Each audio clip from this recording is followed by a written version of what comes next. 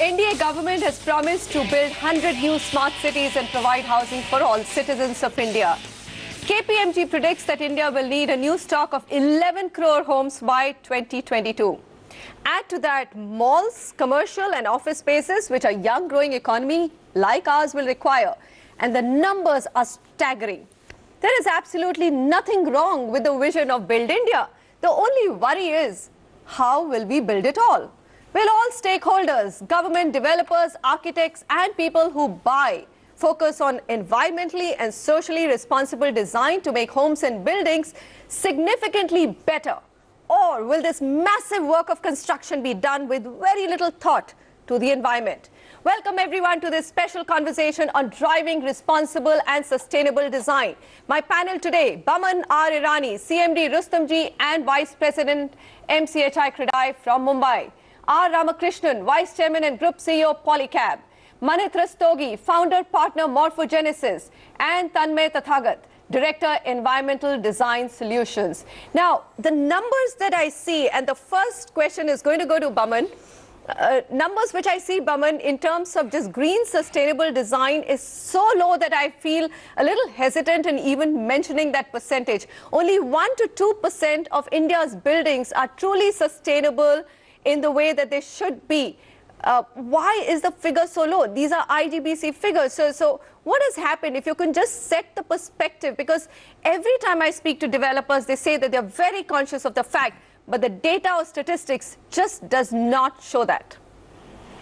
Well, Manisha, it's quite simple actually. When you look at India, I mean, you're looking at the major cities first. And the major cities by themselves, you know, the developers out here, at least all those credited developers with MCHI or Credai India, are doing an excellent job because we're constantly getting trained and getting upgraded technology for development. We're using some of the best materials. We're using, you know, environmentally conscious processes. But what really happens is this does not form the major part of this country. The major part of this country is still the part that is developing in the tier 2, tier 3, or even the villages of the country. Out here, there is no real focus on technology because the focus is on cost. I believe that there is a great duty on the part of the government to kind of bring these environmentally beneficial products available to these people at costs that are better than those that, you know, are in a way not going to be the same. So for instance, it's very easy to go ahead and at least provide LED lights to each and every village so that they can have LED lighting, which would be a lot more in terms of energy focused or energy conscious kind of lighting. If something as simple as that is done, it would take away or it would increase your 1 percentile number and take it up to 7 or 8 or 10%. I like the idea that you floated first, that, you know, if the government could even incentivize products. So Mr. Ramakrishna, just coming to products per se, right? You have a choice. You have a choice in the way you design the building. You have a choice in the kind of products that you put, whether it's for energy efficiency or water efficiency. So there are these two basic elements. If they come together, at least 50% of the battle is won, isn't it? I agree with you completely. You know, take something, the industry in which I come from, which is cables and wires. The tragedy is, despite IS specifications and everything, there is a whole lot of recycled copper that gets used. There is a whole lot of recycled PVC that gets used. As a consequence, what happens? The conductor doesn't perform the way it should. There is temperature rise, and there is a possibility of hazards and accidents. Quite similarly, when it comes to the PVC compounds, I mean, if there is heat, the PVC compound deteriorates, and it results in smoke. So today, what we are doing as a company is looking at green cables. We are looking at low smoke, zero halogen, and fire-resistant products. Okay. So these kind of wires will be revolutionizing the safety aspect and the sustainability aspect. Okay. I would like to come back on the issue of LEDs because we are also in the lighting business. LEDs will revolutionize energy consumption and energy conservation, and I'll be happy to talk about that later. All right, Manit, so interesting aspect there in terms of the products that you can bring in, but I'm just looking at the task at hand. Your firm is constantly focused on not just, like you said, becoming zero energy, but actually becoming net positive energy homes and buildings in India. How far away are we from that goal? So you started with 100 smart cities, okay, and I think the context here has to be clear as to what we're really trying to do. Because if you're looking at a net positive... Does anybody have an idea of what we're trying to do? Well, you know... It's just such a lovely name, 100 smart cities, and I would like to see a start So, you know, so we say when you look at a smart city, okay, you decode what SMART stands for. So sustainability, mobility, affordability, resilience, societal resilience, and then technology. And pretty much in that order. Though right now the way it's being spoken about is technology first and everything else later. Okay. Okay, so that's one aspect. Second aspect is if you look at India as a country as a whole, 1.2 billion people, if you gave every family in India a 200 square meter plot of land, you would require 3% of the land mass of India to house everyone. That's all. We don't, and it's simple mathematics. So we are not a land deficit country, which we keep thinking that we are. If we take all our energy of renewable energy, of solar, forget wind for a second, we require about 10,000 square kilometers of land, which is about one-third the size of Barmer district. 2% the wasteland of India. We don't have an energy problem because we get enough solar radiation. Water, if we harvest 2% of the rainfall that India gets, we get 150 liters of water per capita per day. My goodness. So we are a very rich country. We always have been. This region has been. Now I'll come to the second part. The second part, you said that only 1 to 2% of buildings are green. I will correct that statement. Are rated green. Okay. Okay. All right. Brand India on sustainability for 5,000 years has been probably the best example globally of how sustainability should be done. I am so happy to hear that. Okay, you step into a fort, you step into a palace, you step into any of our older developments. They're cool in summer, they're warm in winter, they're harvesting methods for water, and we've been at the forefront of all of this. Somewhere along the line, I do agree that we lost it, which is why cities have turned into what they are. Having said that, yes, green ratings are a necessity to bring back that consciousness. But by and large, it is in our DNA. We don't throw away things, we recycle. It is in our DNA. And it is ingrained. It may be 60 years of socialism, or it may be 5,000 years of history of how we've developed ourselves. What's your view? He talked about rating and green. Do these rating agencies, IGBC, Greha, they add a lot of value? Do you think that these are mostly marketing tools? Should we take them as sacrosanct ratings? I think one of the key elements that drives this now, when, as Manit said, that it used to be tradition, it's no more tradition because of various reasons, is driving the consumer demand and awareness. And ratings play a very important role in that. So there was a time when you did not need the rating.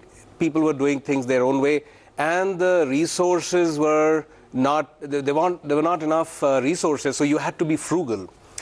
As you're saying, now you're not in that era of frugality. You have the resources, so we become wasteful. And that branding sort of helps people identify one versus the other.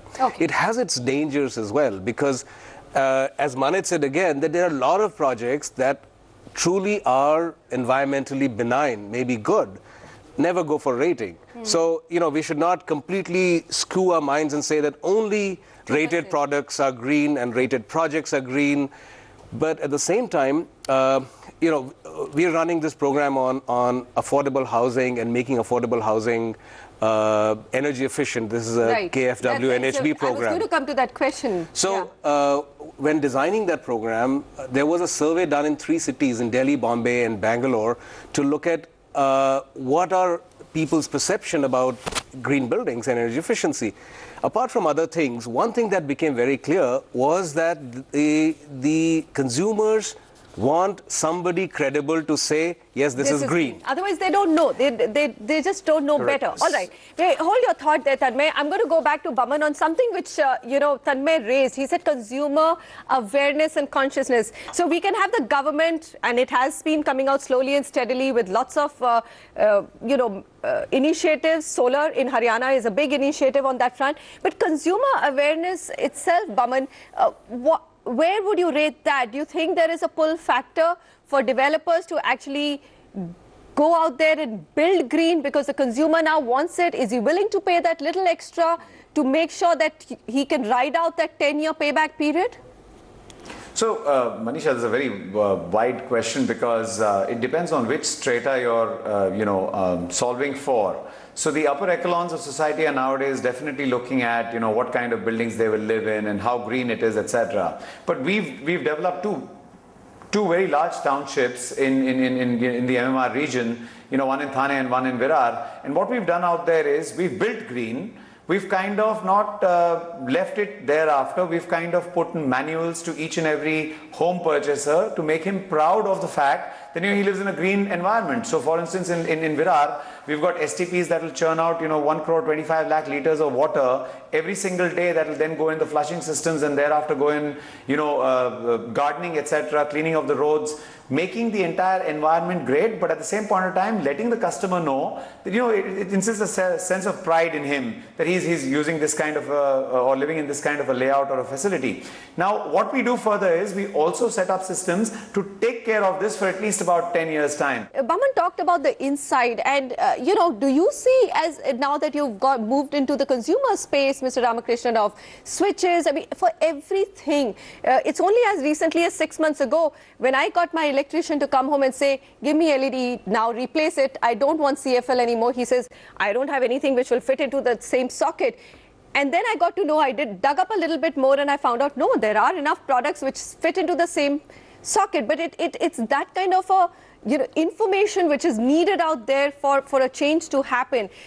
How widespread is that change? Is it limited to very, very few cities of India? I think what I'm very happy about India as a nation, when CFLs, which happened in early 2000, we were all astounded with the rate of adoption. We were. I think and I am very, very optimistic. I think the LED revolution will take place a lot faster. Okay. Two things are happening. The LED price points are coming down probably by 20% per annum. Absolutely. At the same time, the lumens per watt, which is the efficacy of the LED light source, is increasing dramatically. In the last 3 years, I have seen it moving commercially from 60 lumens per watt to probably even 150 lumens per watt. Being a point source of light, it's going to be very easy for it to be deployed. And other thing is, there is no pollution because it's a very focused piece of light source. So where I'm coming from, it's a combination. I mean, we are fortunately in a business which kind of encompasses what Baman does and the builder community does and what my friends here do. We ensure that the cause of the consumer is protected through safety, through efficiency, and at the same time, we are in the business of bringing happiness into their lives, connections in the Gika, as we say. Okay. So we are in the business of doing that. All right. On that note, happiness in the consumer's life, and it should be green sustainable. If you can marry these two goals, why not? Come back and discuss a little bit. We've got two absolutely renowned architects who focus on nothing but how to make every building in this country more sustainable. We're going to ask them, should green be incentivized? It's a big question that needs to be answered as well. Stay with us.